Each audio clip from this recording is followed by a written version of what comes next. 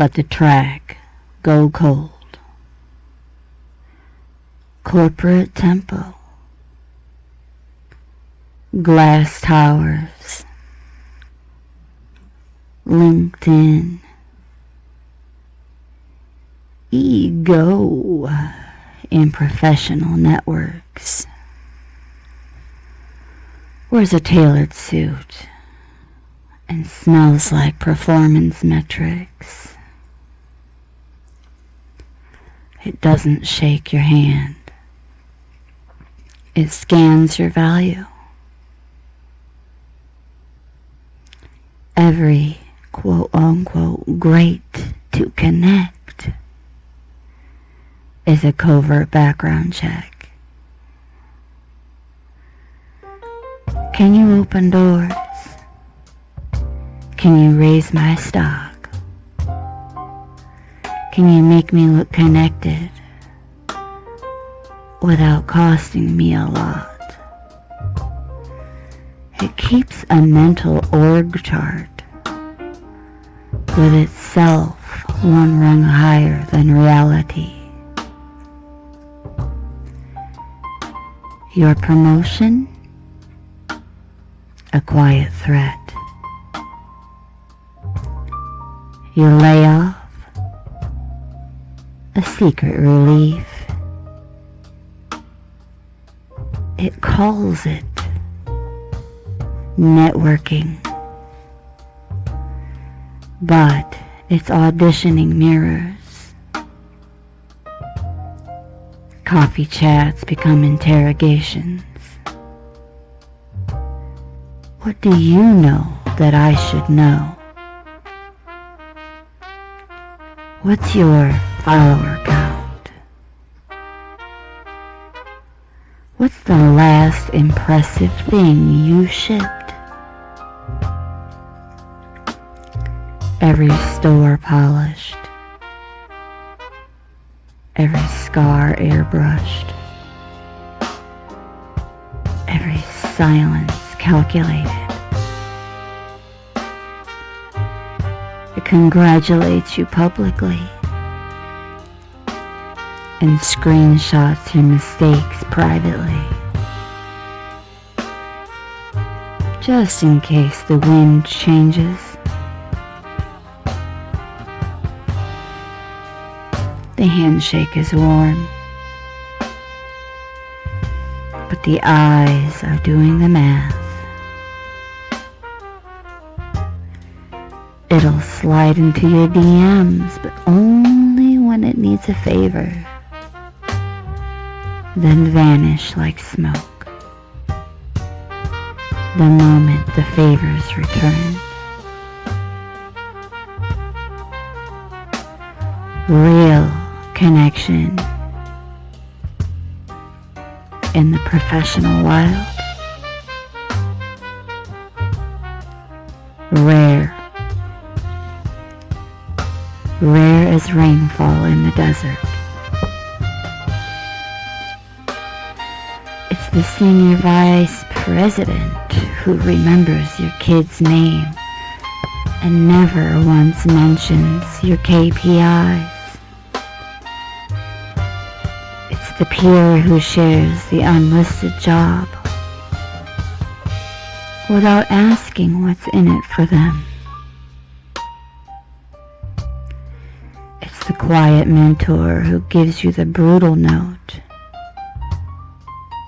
not to climb over you later, but because your growth actually feels good in their body too.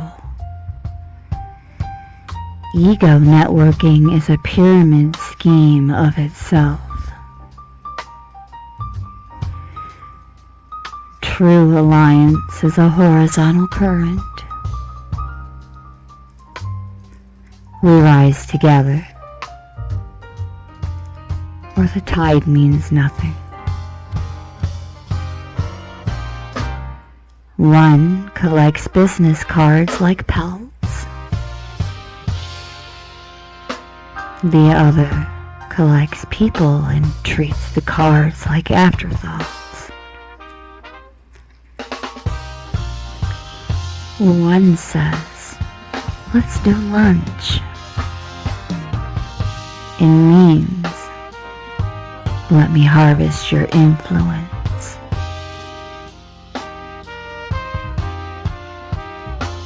The other says, let's do lunch, and actually listens while you eat. The ego keeps a kill list disguised as a contact list. Presence keeps a constellation and knows every star is burning for its own sake, not to eliminate one ego's orbit. So, when you step into that room, that Zoom, that Slack thread, feel the difference. Are you scanning for leverage? Or are you seeing living beings temporarily dressed in titles?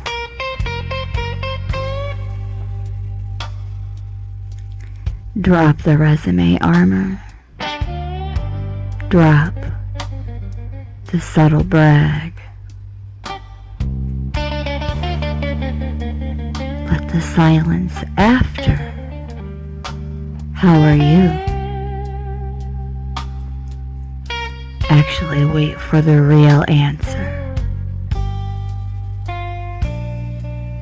That's when the network stops being a web. Same room, same titles, two frequencies. One turns people into stepping stones. The other remembers we're all standing on the same trembling earth,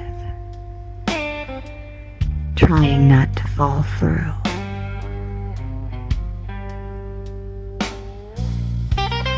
Choose the tremor. Choose the shared pulse. The rest is just noise, dressed up as ambition. Let it fall away. What remains moves together, or it doesn't move at all.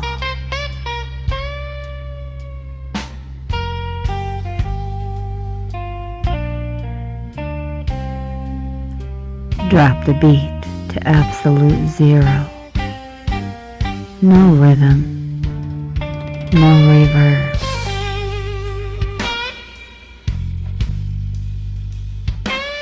Just the sound of a match striking in a cathedral made of silence.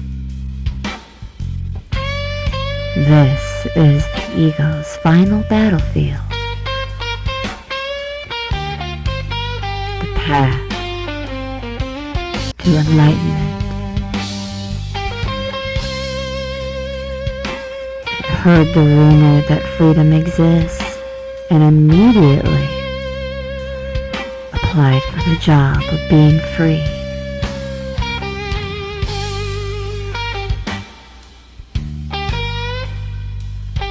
It trades one costume for another.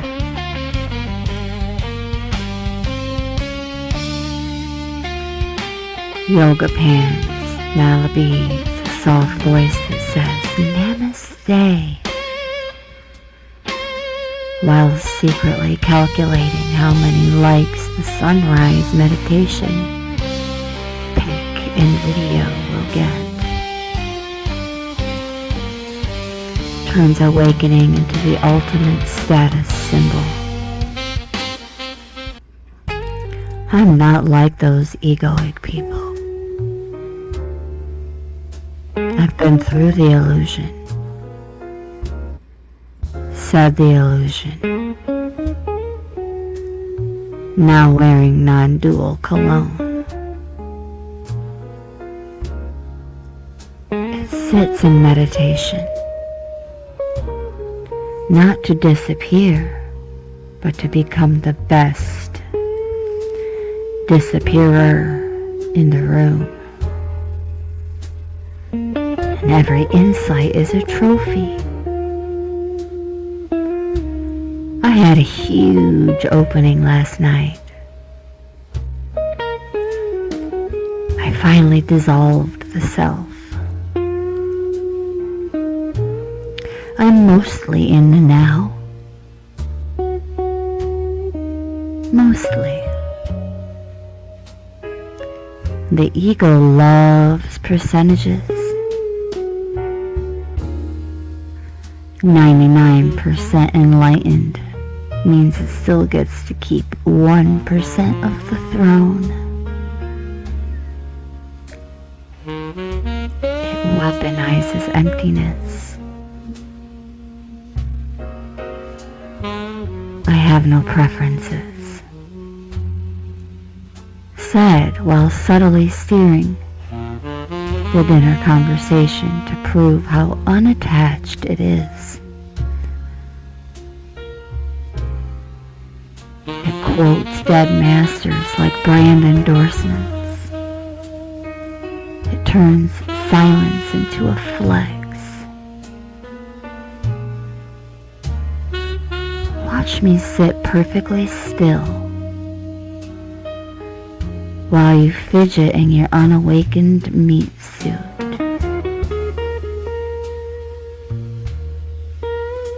It's terrified of real silence, because real silence doesn't leave a self to congratulate later. It confuses experiences for arrival. Bliss attack, Kundalini fireworks, cosmic download. It screenshots the peak and builds a personality around the screenshot. Meanwhile, the valley, the dishes, the traffic, the ordinary ache of being human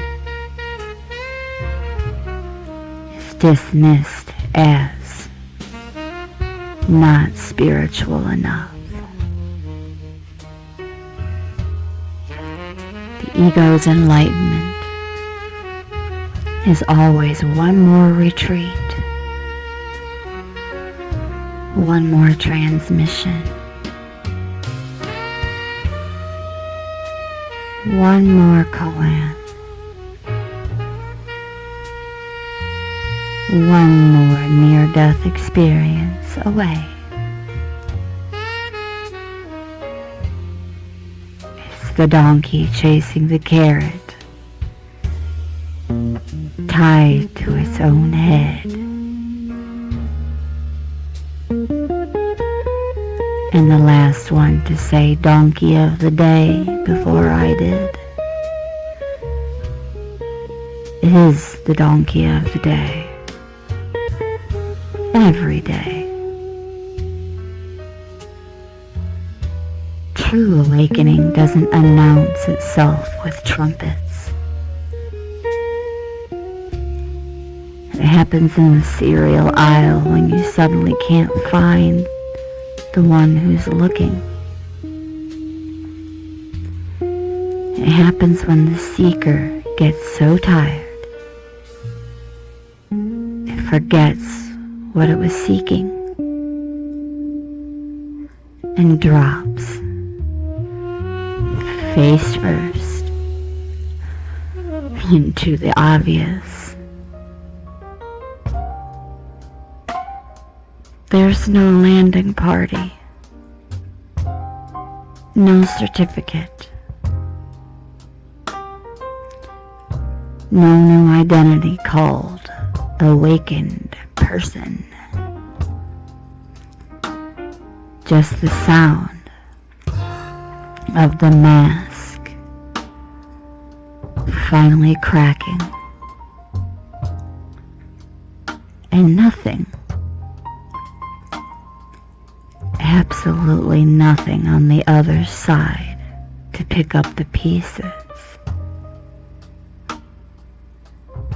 The ego panics.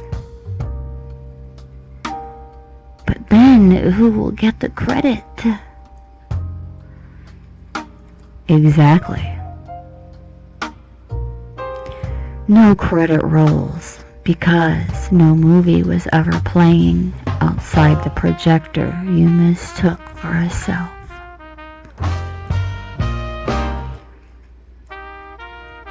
Enlightenment isn't something you achieve. It's something the achiever falls through, like a trap door, into the living room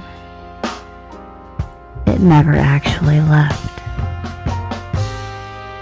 The spiritual ego wants to be the rarest bird in the sky.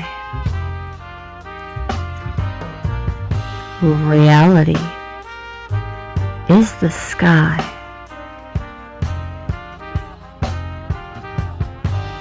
And the being that never needed wings to fly. And when the bird finally stops flapping to prove it can fly, it discovers it was the flying all along. No path, no goal, no enlightened person to become. Just this unspeakable, ordinary, already awake moment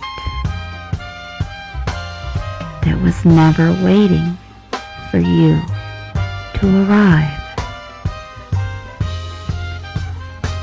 You were the waiting. Stop. That's it. That's the whole joke. The ego spent lifetimes trying to wake up from a dream that only exists because it kept hitting snooze on reality. Wake up. There's nobody to wake up.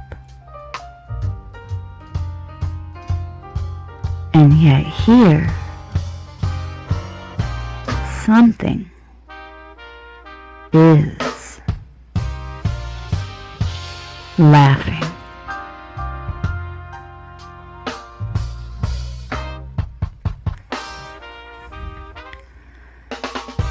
Drop everything. No beat now. Just the sound of a question burning in the chest.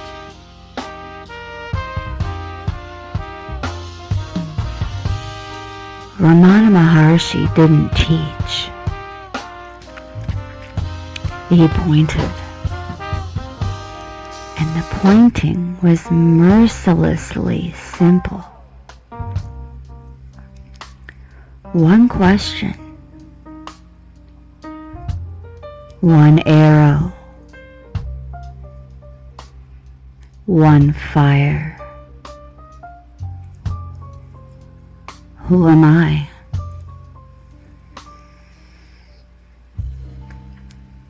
Not the body. It ages, it hurts, it dies. Not the mind. It flickers, it lies, it dreams.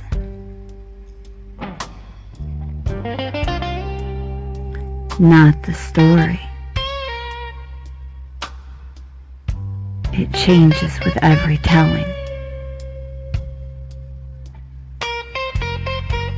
Ask,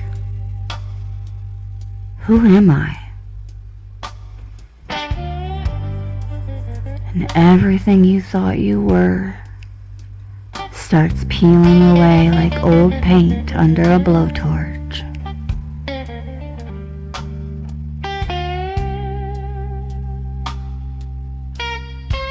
He sat under an arunakala, barely speaking. Thousands came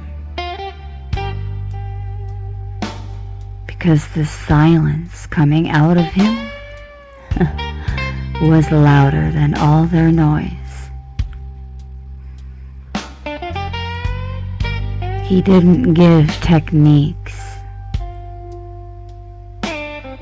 He gave dynamite.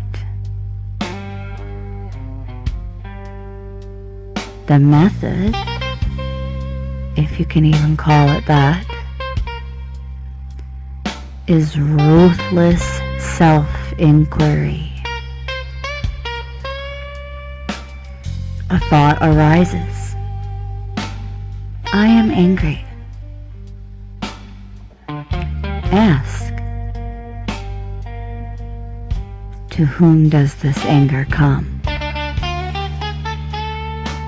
I. Who is this I? Trace it back.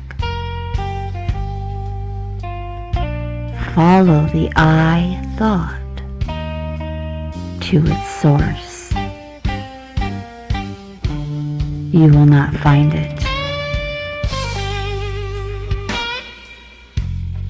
You will only find awareness watching the surge. That awareness has no center, no border, no death. It is the self, capital S,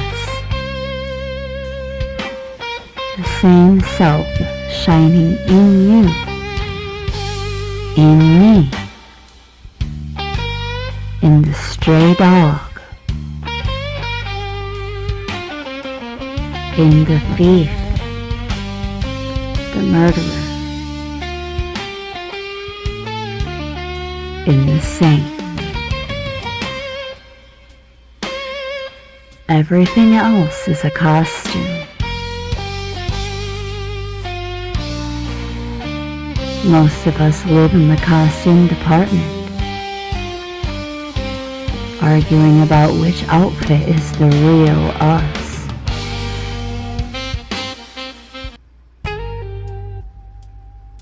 Ramana walks in,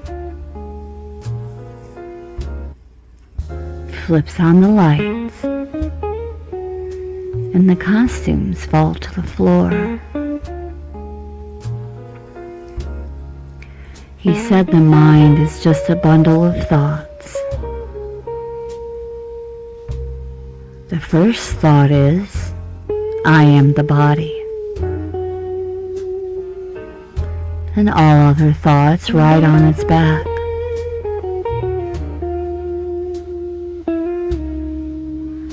Cut the first thought, and the whole circus collapses. How? Not by fighting thoughts, by ignoring them. and clinging only to the feeling of I am.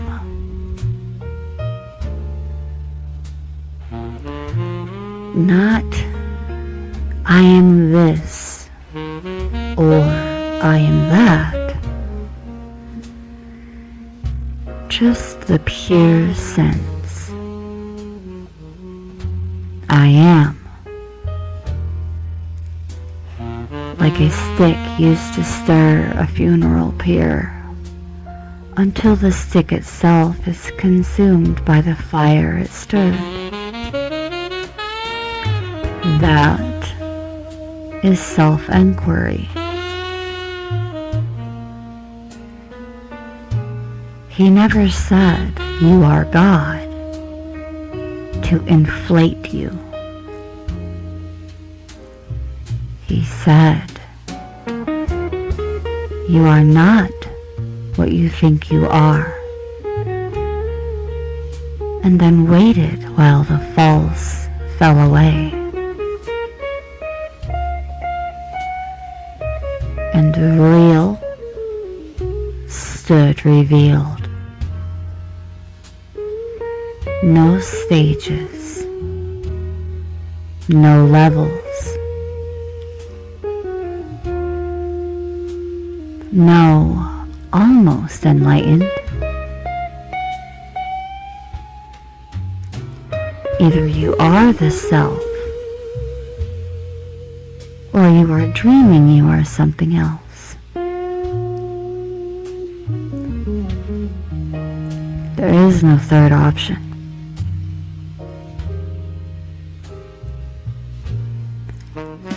Surrender was his other door. Same destination.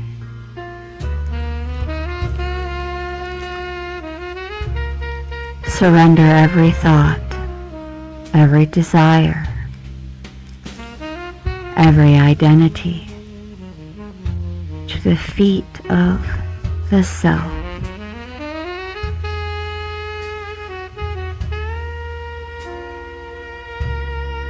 Call it God, Guru, whatever burns the ego fastest. Total surrender is instant liberation. Partial surrender is prolonged suffering.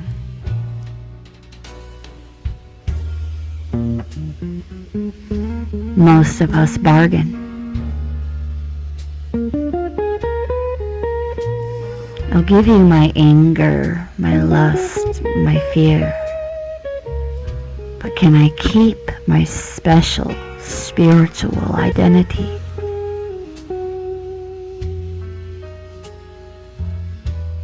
Ramana smiles.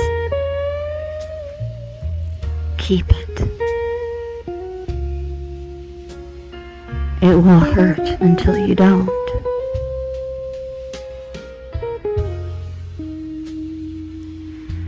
He lived what he pointed to. No possessions, no ashram empire, no marketing. And cancer ate his body. He called the pain a burning sensation and watched it the same way he watched clouds.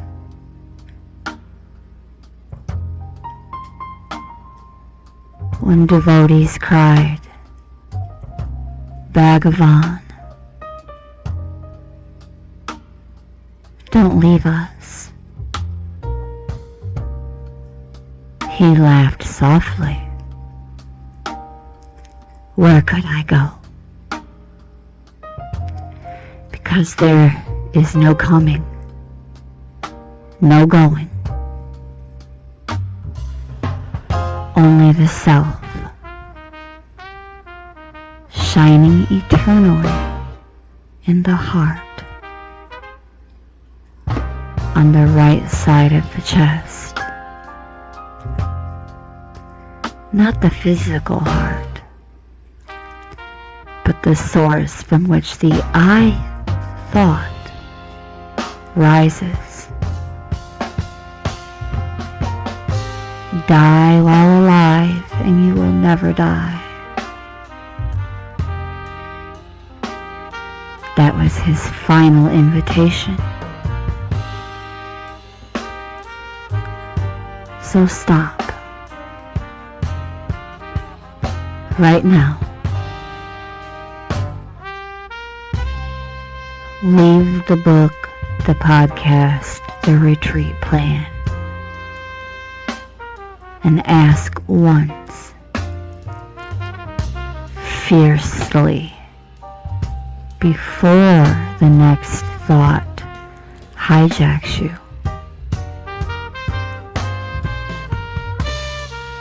To whom does this thought appear?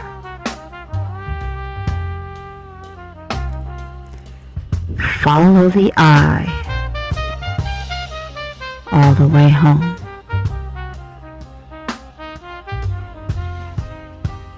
It is closer than birth.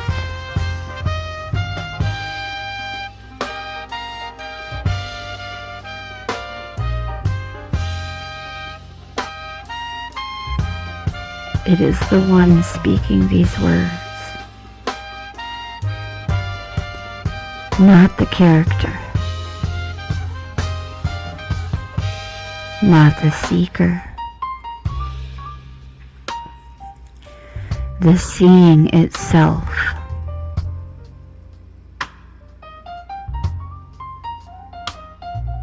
That